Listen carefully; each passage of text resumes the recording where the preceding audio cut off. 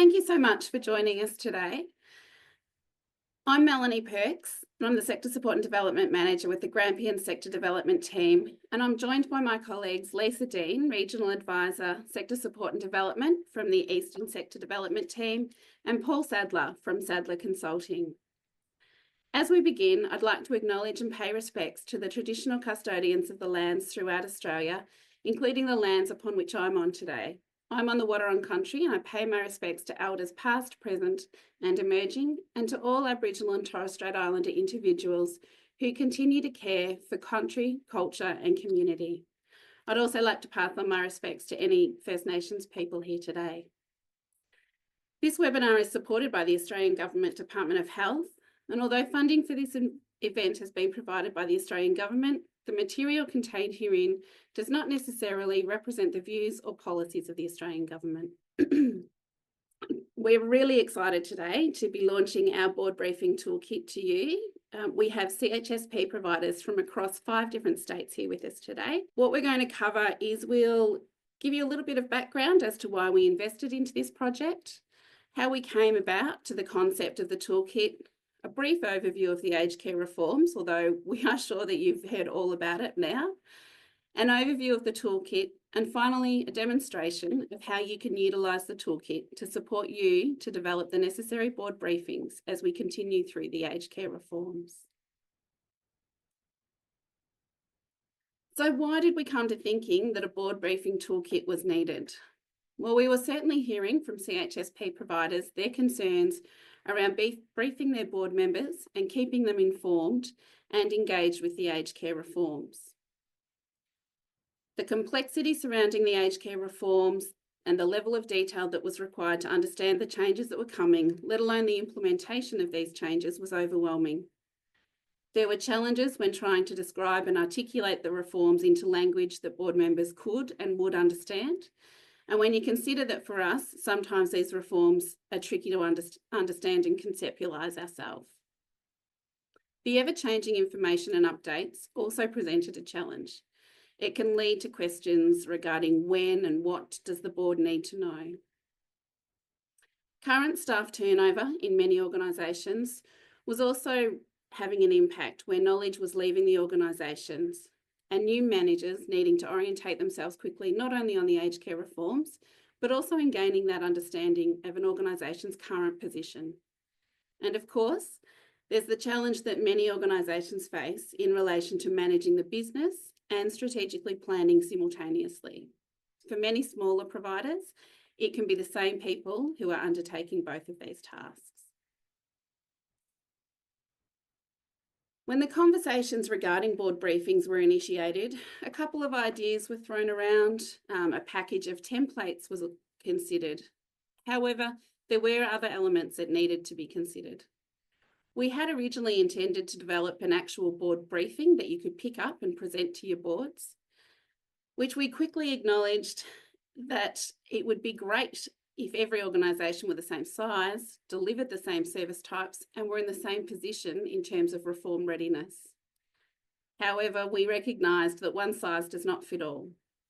Our focus for this kit, therefore, turned to addressing the governance responsibilities and accountability requirements of boards. What is it that they need to know, irrespective of their size or makeup? Each organisation is individualised in various ways, including the services that they deliver, whether that be CHSP only, a mix of CHSP and home care packages, or right across the aged care spectrum, including residential care. We know that there are elements within the Aged Care Act that approved providers are required to meet now, which will also be needed for CHSP providers when the new Aged Care Act is initiated, such as the Code of Conduct. As such, if an organisation is providing CHSP only, the actions required to be compliant will be different than that of an organisation who is a current approved provider. We wanted a resource that was going to be able to support organisations' capacity and build the knowledge as to how and why board briefings occur, as well as something that would be sustainable, able to be utilised at a time that suited individual organisations and was workable for them. So the Board Briefing Toolkit was developed, and we trust that it meets the needs of CHSP providers. I'm now going to hand over to Paul Sadler from Sadler Consulting to provide an overview of the reforms and the toolkit. Thanks, Paul. Thanks very much, Mel. Just bring up my slides.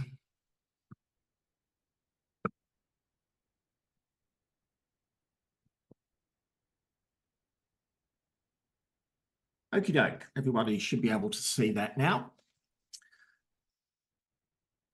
So let's talk a bit about the new resource and where it fits into the world.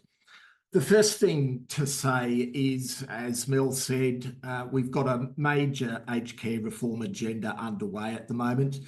Home care services face a new regulatory regime under the Aged Care Bill, which will cover CHSP services for the first time in July next year. There's a new funding program, the Supported Home Programme. There's going to be new rules around participant fees, which services are meant to collect.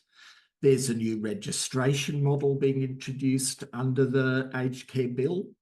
And there's strengthened aged care quality standards, which will apply from the middle of next year. So, as Mel said, the SSDs have been collaborating to assist providers with reform. There's already been release of a reform-ready checklist by sector support and development projects on the far north coast and in the Illawarra regions of New South Wales. We've launched, this is the second launch, we've launched earlier this month an Aged Care Act Ready checklist, which assists people to go through and make sure that they are compliant with all the new aspects of the legislation. That'll be a necessary exercise for every CHSP only provider to go through. If you've already been providing home care packages or short-term restorative care, you are already, of course, captured within the current Aged Care Act, but that resource is still useful for you to check what change is brought into effect through the new legislation.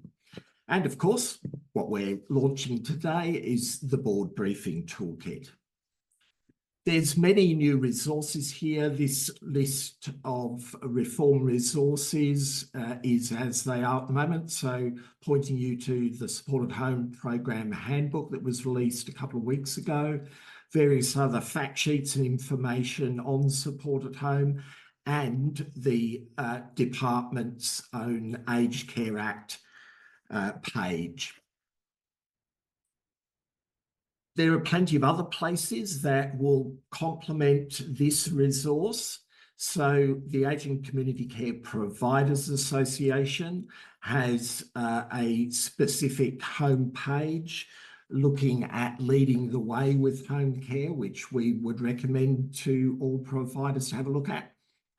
Consultancy firms such as Enkindle, Lorraine Poulos and Pride Age Living all have specific resource and assistance available for you around the Supported Home Programme and its implications. And via Invox, the company I'm involved with, we're also promoting Supported Home Ready courses and providing information. So let's talk specifically about the Board Briefing Toolkit. The resource is intended to assist your senior leadership team to brief board members on the aged care reform agenda. It's not an exhaustive document, and it includes information that is known at the time of publication.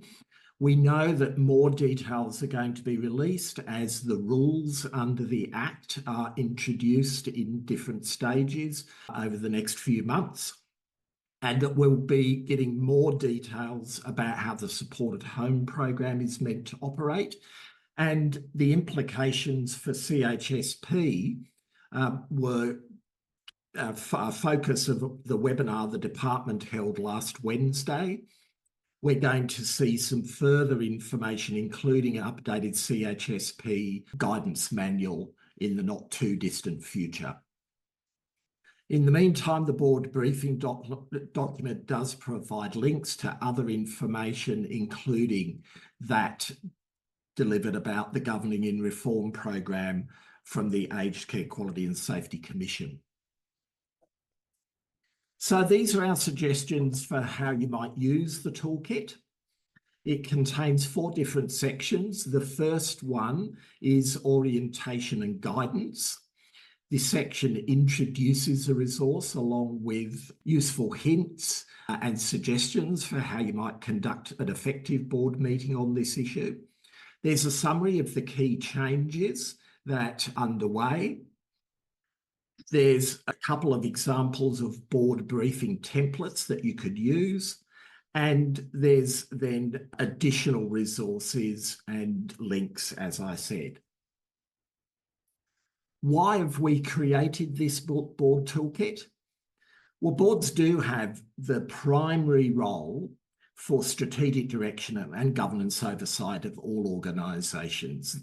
Therefore, it is critical that board members understand the changes and the associated risks that face their organisations so that they can make an informed decision. Board members want to be assured that the organisation comprehends and addresses any gaps or barriers alongside actually understanding the impacts of the aged care reform agenda. So this is all about transparency and avoiding surprises. Educating board members about their responsibilities requires a balanced approach, ensuring they grasp the intricacies without feeling overwhelmed. So we've deliberately tailored this product to that kind of midway. It does delve, it has to some extent, to some of the details, but it also allows organisations to take a helicopter view as a board has to. And this, we hope, will improve decision-making, heighten accountability and strategically alignment. So how do you actually craft a good board briefing? We include a short section with some hints about how to do that. You can see here that we recommend you address legal obligations, strategic directions, liabilities and risks, organisational positioning and service offerings, and financial implications in your briefing papers. When you're developing the briefing paper, it is imperative to understand your current operating environment, to anticipate what the future state you wish to get to looks like, to identify your gaps, and then clearly outline what planned actions you'll be undertaking or recommending to the board are undertaken to align service planning and delivery with those future demands. Here's a few tips. Don't overwhelm the board. Ensure that the information in the briefing is actually relevant to the topic. Plan a staged approach over a period of time. There's an awful lot in the aged care reform agenda, and particularly in the new aged care bill, to get your head over. So give it in bite-sized chunks to your board. Anticipate the sorts of questions board members are likely to ask. Involved, where you've got them, subject matter experts in the briefings. Now, you can do that through members of your senior staff who might have that knowledge, but you might also consider getting an external person like a sector support and development project worker or some of the consultants. I do that sort of work, for example. So do some of those other firms I mentioned earlier.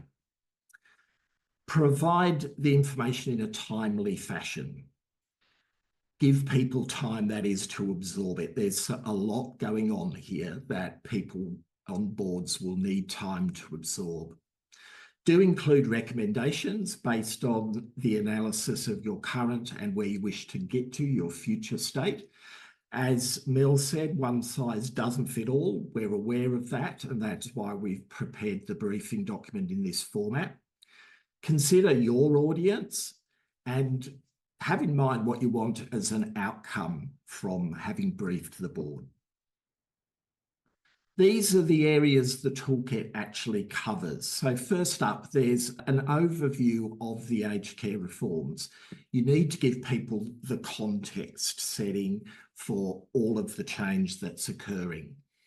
There's then a specific section on the supported home program.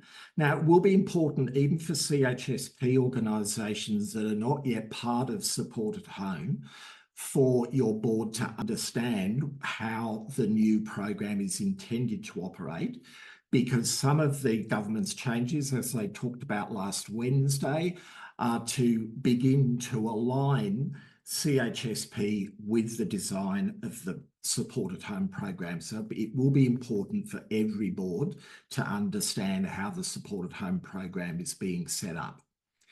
There's then information on the new provider registration model under the aged care bill, how you're going to enter into the Commonwealth aged care system. That's effectively the operation of the single assessment system. Information about the statement of rights and principles, embedding supported decision-making, complaints and whistleblowers, incident management and restrictive practices. It then goes into the delivery of high quality care, including the strengthened aged care standards. There's a lot of information about your new provider obligations. So there's an overview section, and then we delve into detail with different elements that will be provider obligations under Chapter 3 of the Aged Care Bill. So the first of those is the Aged Care Code of Conduct, which will apply to all CHSP services from the middle of next year. Worker registration, personal information and record keeping, information management, fees and payments, and the statutory duty of care and compensation pathway. And we finish up by looking at the provider governance. That, of course, will be of particular interest to board members. So I do sit on the board of a new CHSP provider. It signed its contract last week and will be entering the marketplace very shortly. But for that service, they've already had to be looking at how their provider governance is established. And it's going to be very important that the board understands what their responsibilities are under the new aged care bill, the aged care quality standards if they apply to them, and they are aware of the direction of reform. So all of those factors are the sorts of information that the Board Briefing Toolkit is intended to get over. It does conclude with, as I mentioned, those two examples of board briefing documentation. You may have your own format for a briefing a board, so the templates are there just as suggestions to help. It does point to the engagement hub for new information on aged care reform and the supported program.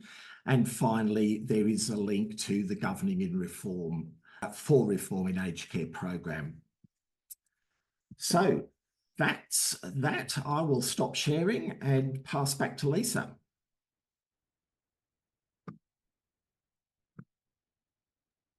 Thanks, Paul, and good afternoon, everybody. I'm just going to share my screen.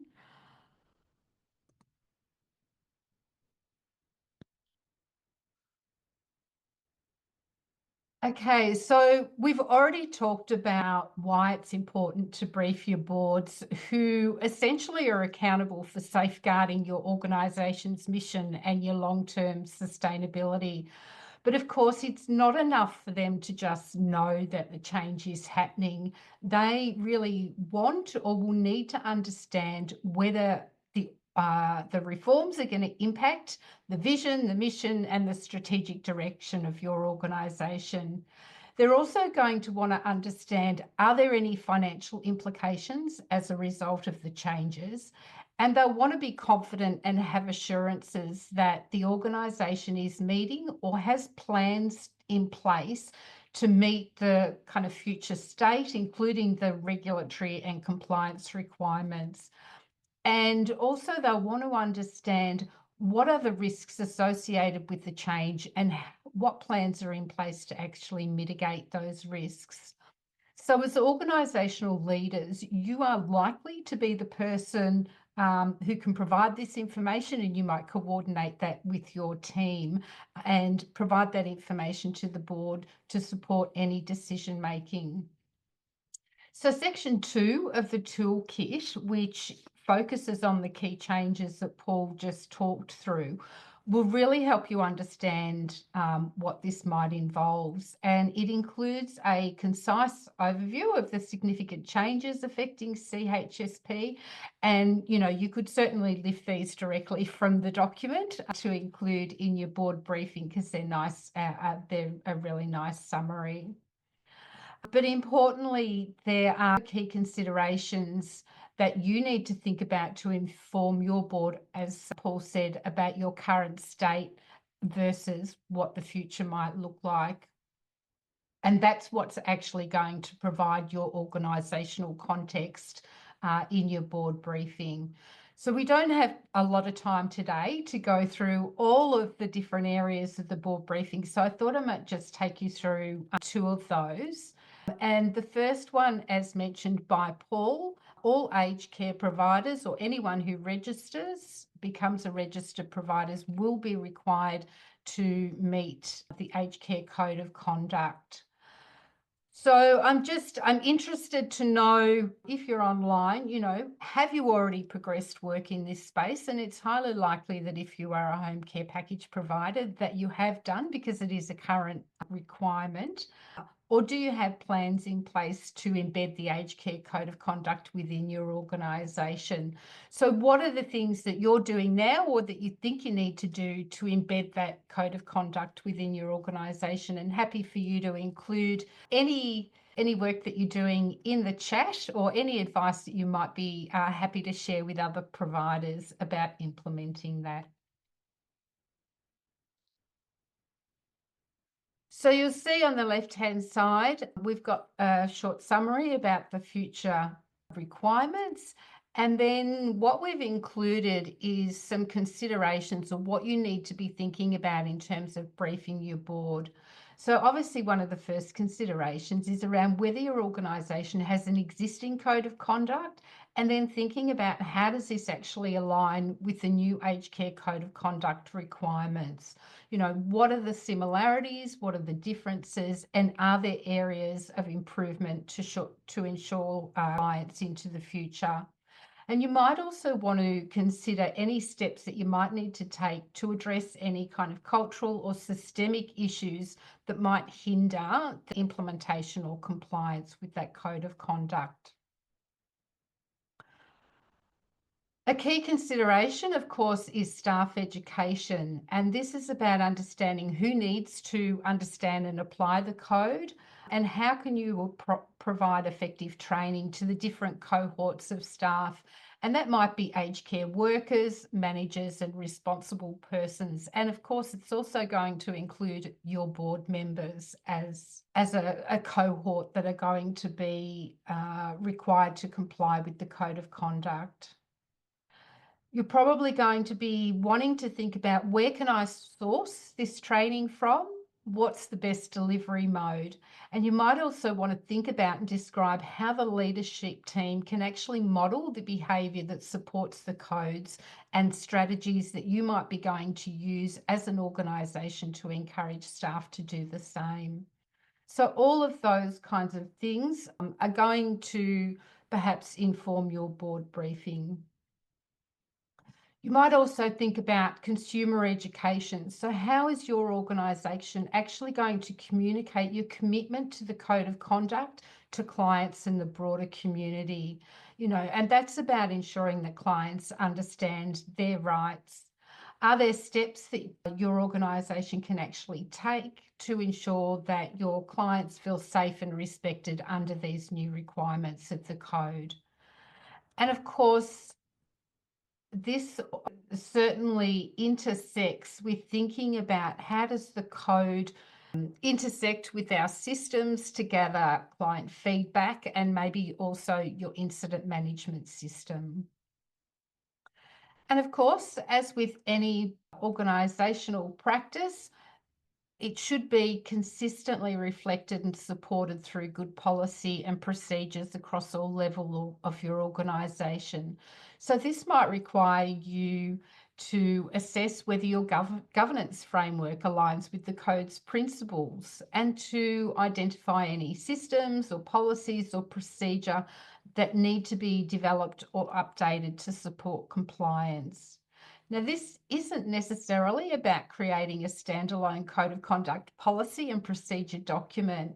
You know, achieving compliance is going to involve determining who within your organisation is responsible for overseeing adherence to the code and thinking about the feedback mechanisms, incident reporting and record keeping policies and systems that you're going to need to adjust to effectively ensure that you can monitor adherence to that code, to the code's principles.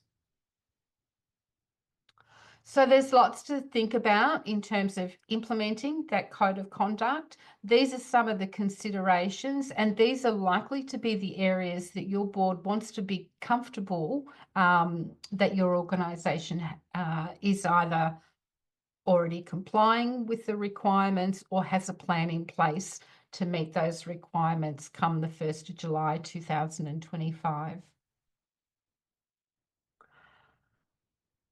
The other one I thought was worthwhile looking at is the strengthened aged care quality standards. So we've seen that the draft has been available for quite some time now, and obviously there is a keen interest by the board to ensure that the organisation is meeting its compliance and regulatory requirements. So as Paul mentioned, CHSP providers are going to be subject to the new strengthened aged care quality standards from the 1st of July 2025, assuming that's the date that the new Aged Care Act comes into effect. And hopefully some of you are already working to align your organisational policies and processes and activities within these standards. And again, if you've got any tips or hints for anyone who's just about to start this process, it would be really great for you to share that information in the chat.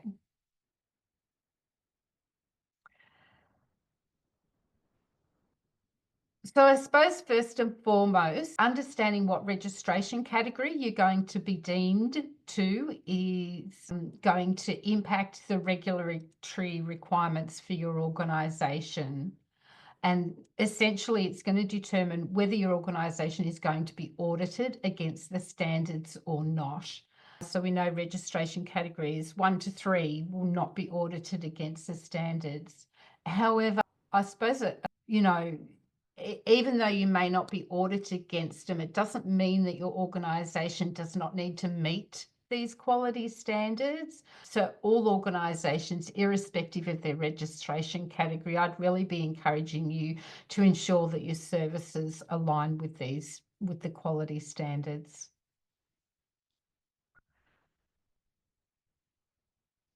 We would really encourage you to think about reviewing past audit outcomes to identify existing areas of strength and improvement opportunities. So and particularly, as I say, giving consideration to any improvements that are going to help you to collect evidence to demonstrate compliance with the new standards. Aligning your strategies, so thinking about conducting a self-assessment, and there's absolutely one available on the Aged Care Quality and Safety Commission website to understand any gaps and identify strategies to align all aspects of your service delivery with the new standard. And this is really about understanding where is the risk and how are we actually going to mitigate that risk. The new standards have a much greater focus on consumer choice and control. And for many organisations, I know we've been working around implementing and embedding person-centred approaches within service delivery for many years. But I suppose this is a really good opportunity to really reflect on your organisation's approach to person-centred care. Are there opportunities for improvement? And that's about particularly looking at things maybe around care planning activities, which is always one of the key areas that the Aged Care Quality and Safety Commission identify as a non-compliance area for organisations.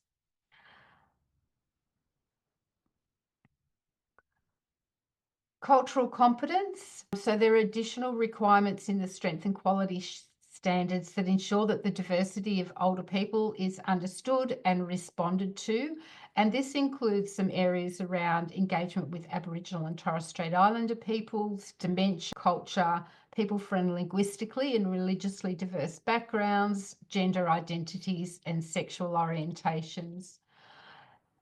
And a crucial component of the new strength and standards is their focus on trauma awareness and healing informed practice. And as we know, this approach really recognises the impact of past trauma on individuals and emphasises creating environments where older people feel safe, supported and respected.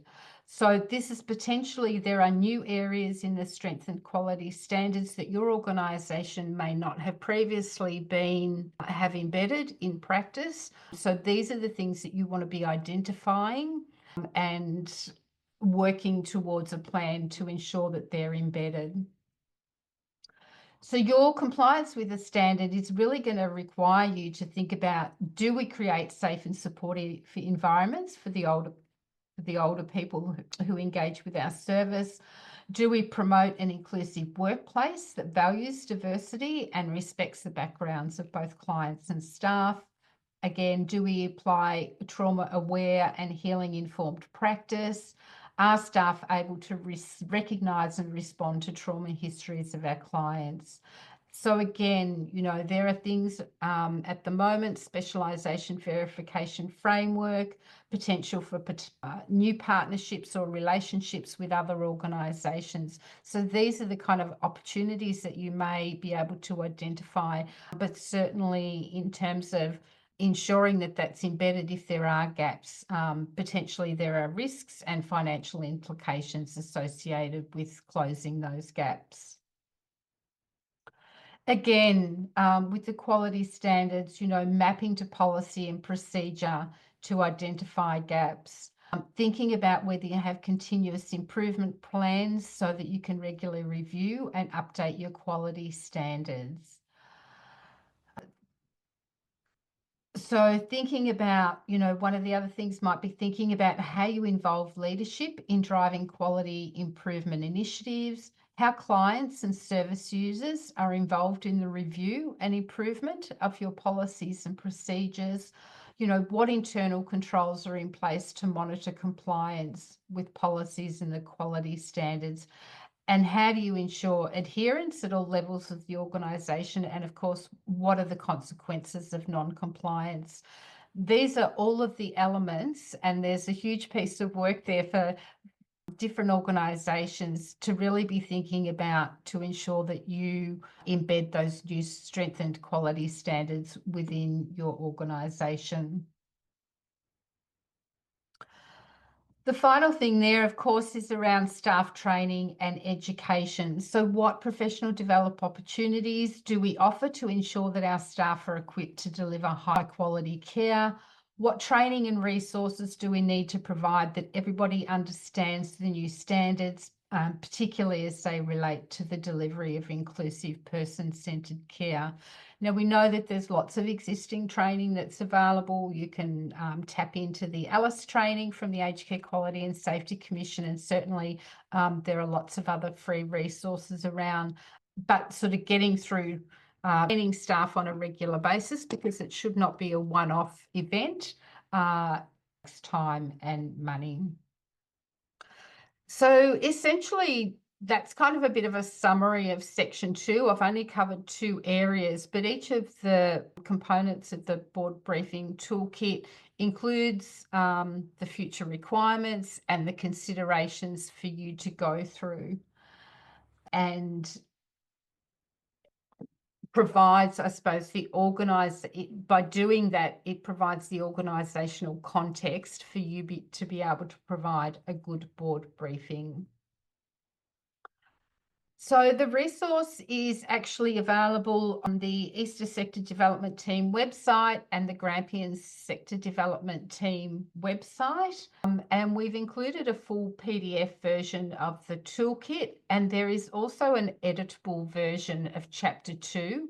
So that's the chapter that I've just talked to. So it includes the future state, the key considerations, and then there is also room for you to, I suppose, record your organisational progress or identify the gaps between the future and current state.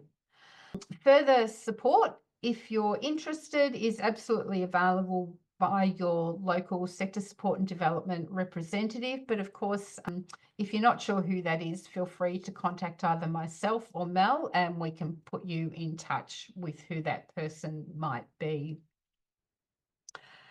Paul mentioned that we've mentioned that there's a number of resources available, and Paul mentioned the Aged Care Act Ready checklist, which we've included a link to there, as well as the Aged Care Quality and Safety Commission self-assessment tool, and the Governing in Reform tool. So that's a very brief, very quick summary introduction. I would really kind of encourage you, download the resource and have a look through. As Mel said, we would have loved to been able to just given you something that you could pick up and present.